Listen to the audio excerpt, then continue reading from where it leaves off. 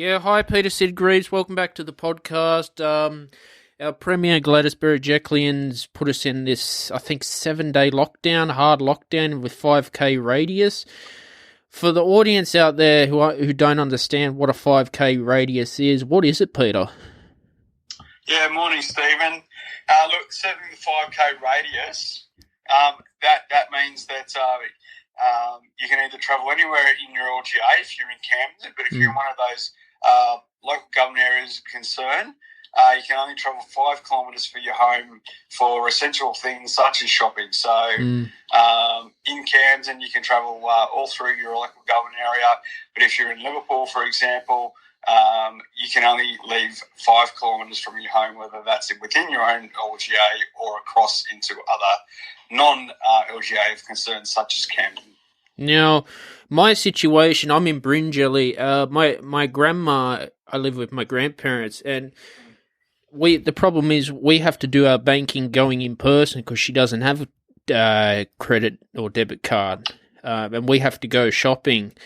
Is that an exception as well? If we have to go for an essential service to Narellan Town Centre, that's about 12 Ks. Yeah, so it is about 12 Ks. Look, if you don't have any of those essential services within your own local government area that within 5 kilometres, then for those essential things such as shopping and so forth, then yes, I believe that is an exception. But again, just trying to get my head around all those changes that were made on the weekend. I'm reasonably confident that is the case, but that would be something I'd like to actually follow up, and I can let you know. Yeah, because these things are just happening straight away. I'll tell you a funny story. I had my Pfizer vaccine booked with Sonic Healthcare at Waminda Avenue in Campbelltown. They said, we can't vaccinate you, Stephen, because you're from the Liverpool Council area. You need to get a COVID test and return a negative. And I was pissed off about that, Peter.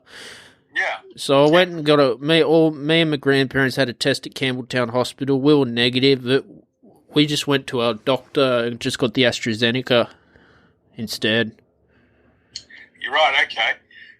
Look, again, yeah, certainly if you're in that LGA of concern, I mean, I guess that you're travelling from one LGA of concern through Camden to another LGA of concern. It kind of makes sense to me that they may want you to have that COVID test and return a negative result before you go. They never told me. They should have told me ahead of time, Peter. Yes, they should have. I agree. If you're making a booking, absolutely. If you're from a local government area of concern, then you are required to have a COVID test, return a negative result within 72 hours, for example, of the appointment. Sonic Healthcare, and it takes them like 20 minutes to get a hold of someone on Sonic Healthcare. They're ridiculous. Yeah, look, and they're part of the GP network, I would presume. Is that correct? Yeah. Yeah. Look, that's that's never ideal. It doesn't matter who you're dealing with.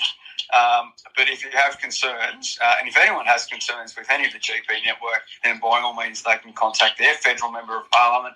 If there's any concerns with the New South Wales Public Health testing locations, such as at Campbelltown Hospital, then they by all means can call their local member and we can definitely help them out, raise their concerns, and to, at the very least, ensure those things don't continue to happen.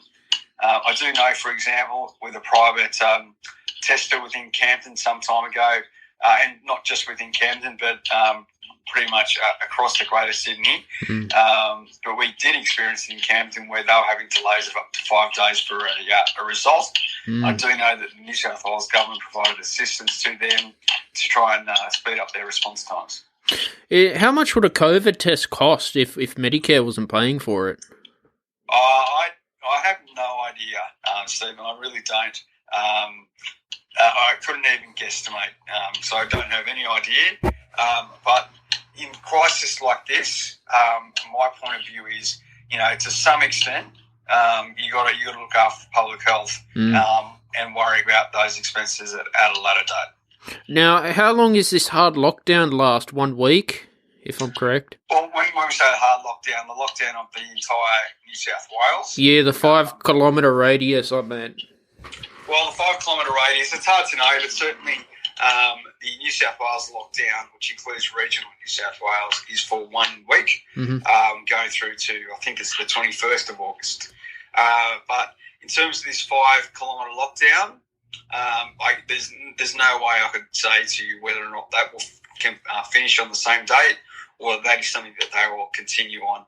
You know, at the moment, as you can imagine, and as you're probably witnessing, Stephen, is that, you know, this the whole COVID rules and regulations and restrictions, these are all things that are moving almost daily at the moment. So I think things will probably get tighter before they actually start releasing. The New South Wales government appears to be tying easing of restrictions to vaccinations, and in terms of that 70% vaccination goal, we're likely to hit that at the very end of October, which would see you would expect easings of lockdown and easing of restrictions, particularly I should say, for those people that have received a double vaccination or even a single vaccination.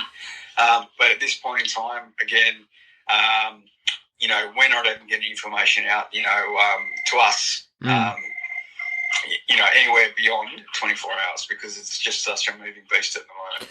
Yeah, it's a mess in the media as well. I've just been switching it off.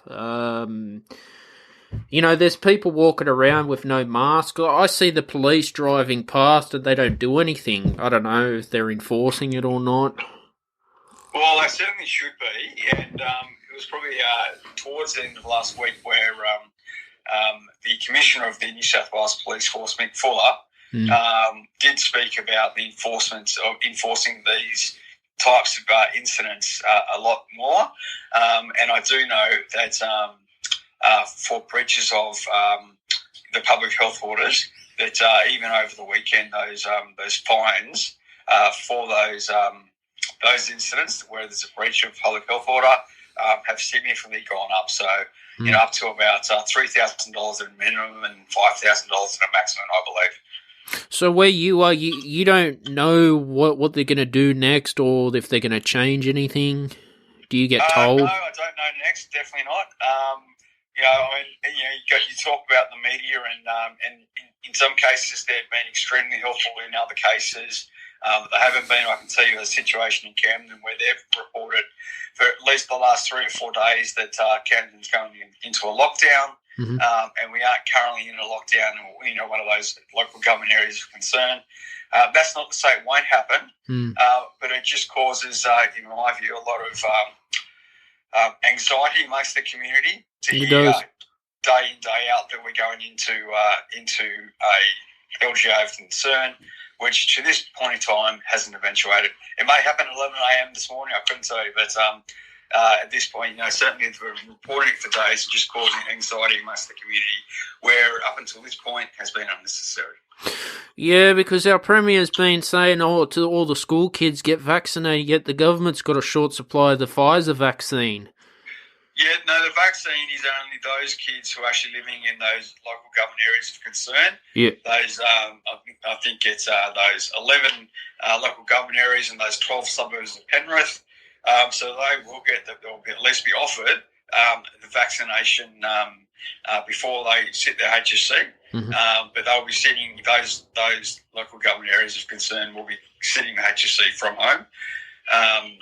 But getting those other students vaccinated in places such as Camden, for example, or anywhere else where they're not a local government area of concern, there's certainly no imminent news with regards to vaccinating all Year 12 students, for example. Yep.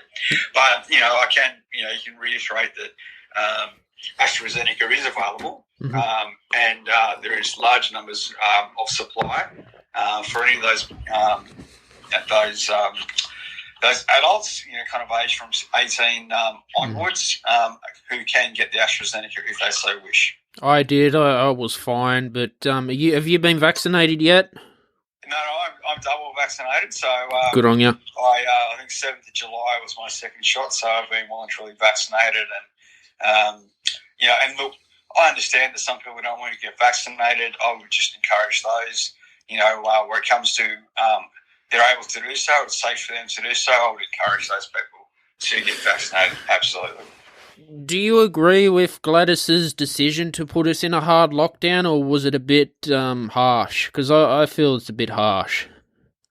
Yeah, look, I can imagine, and look, certainly as time goes on, there's a lot of more people in the community gradually that are suffering, not only financially but emotionally as well. And it's never easy to make that decision, but the health advice that we have been receiving consistently says that we need to reduce mobility. And I think it was only a matter of 2 or 3 days ago where we'd had the worst record of COVID cases in a day.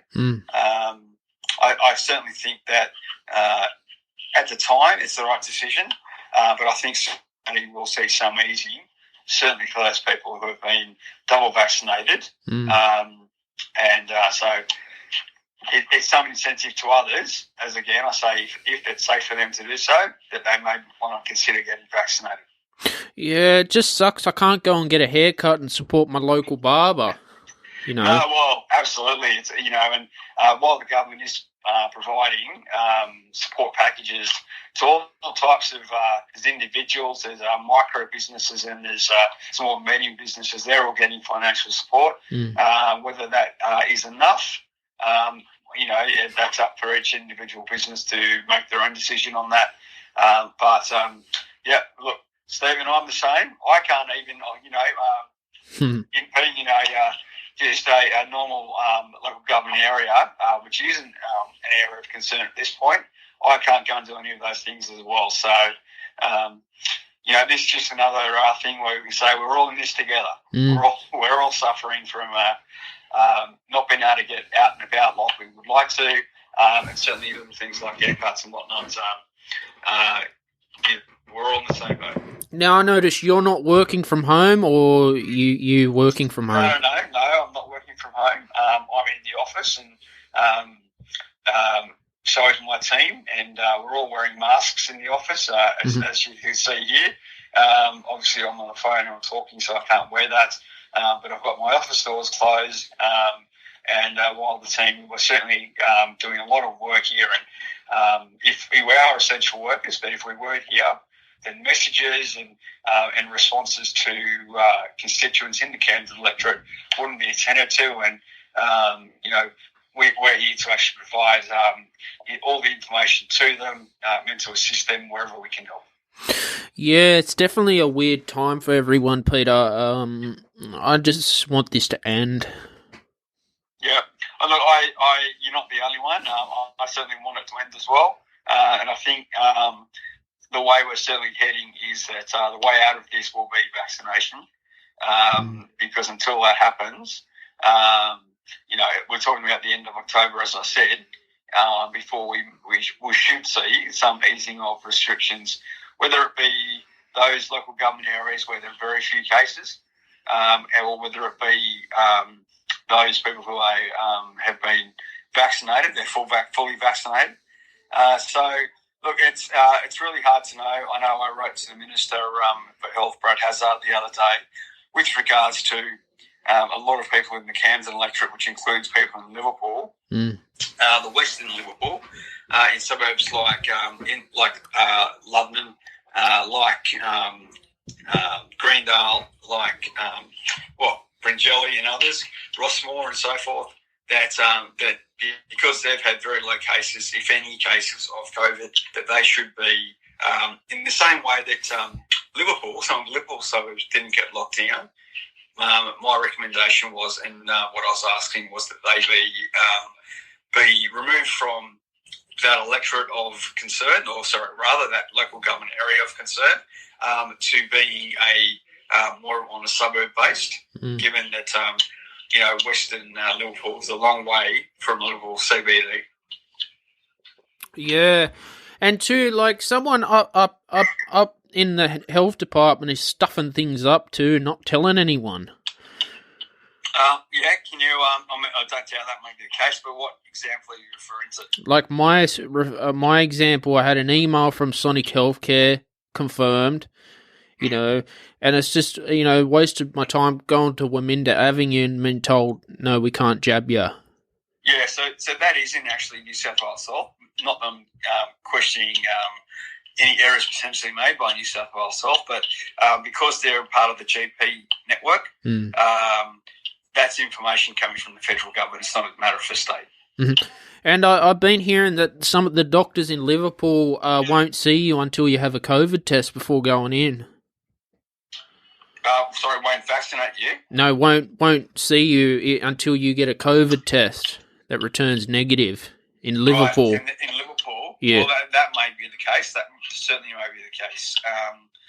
I'm not aware of that. I haven't heard that. But again, as I say, in the Camden electorate, which takes in a number of suburbs in Western Liverpool, they're potentially not even getting tested because they're so remote in the sense that they're on 5-10 acre properties, and they're not really getting out and about.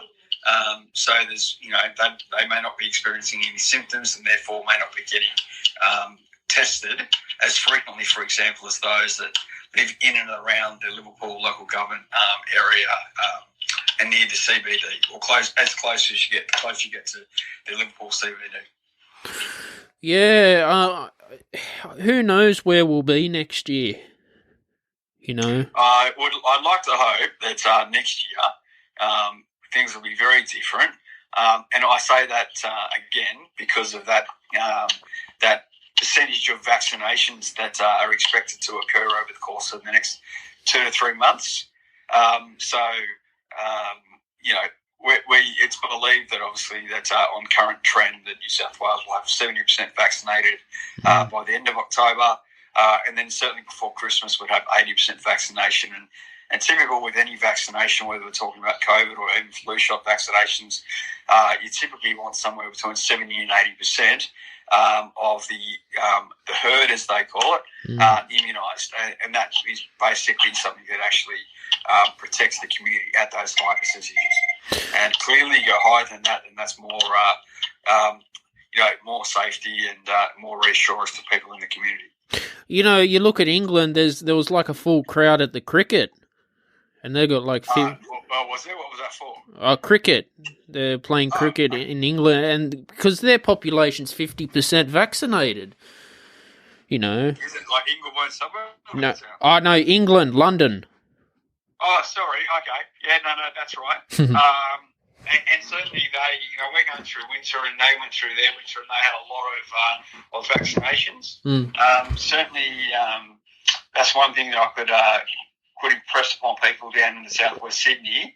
And I can't give you specifics about local government area because it's just classified as southwest Sydney, which includes the Macarthur region and other suburbs like Liverpool and Fairfield and whatnot. But we do have a low rate of vaccination, which is interesting because those local government areas concerned, like Fairfield, like Liverpool, their testing numbers have been phenomenal. And that's why I would say the Premier continues to praise them.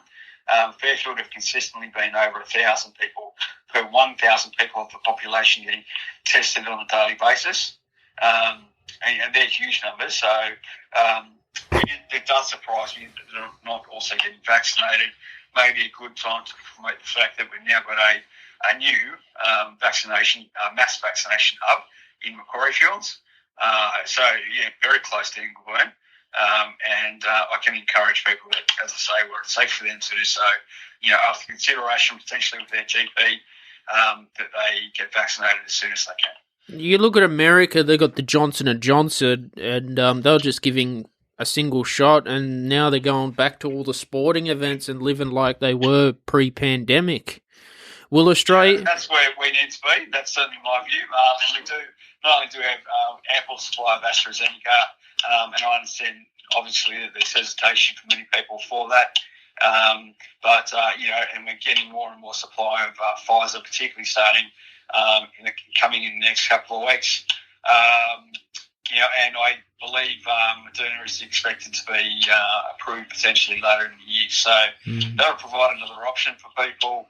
And when we get to those certainly at a state level, and then a national level. Certainly, as we get towards that, that 80+%, then I would expect that things like that may be available by the end of the year. Certainly, you'd hope in the early parts of next year. Will Australia get the Johnson & Johnson? I couldn't tell you, to be honest. I'm fully aware of the Johnson & Johnson. I'm not certain whether that is coming to Australia or not.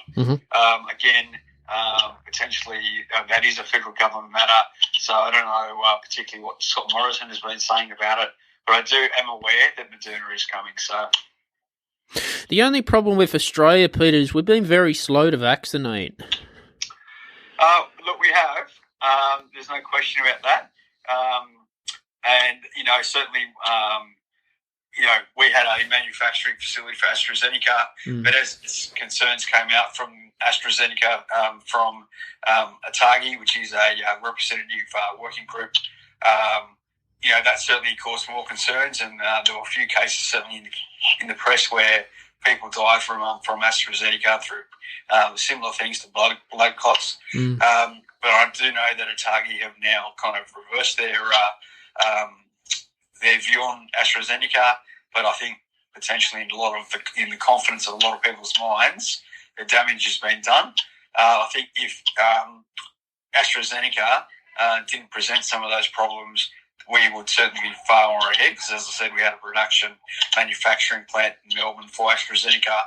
So, we're getting in more and more supplies of Pfizer. So, look, yes, it's been slow. I think the fact that AstraZeneca hasn't been taken up broadly is one of the reasons that we look at as to why it's not that done.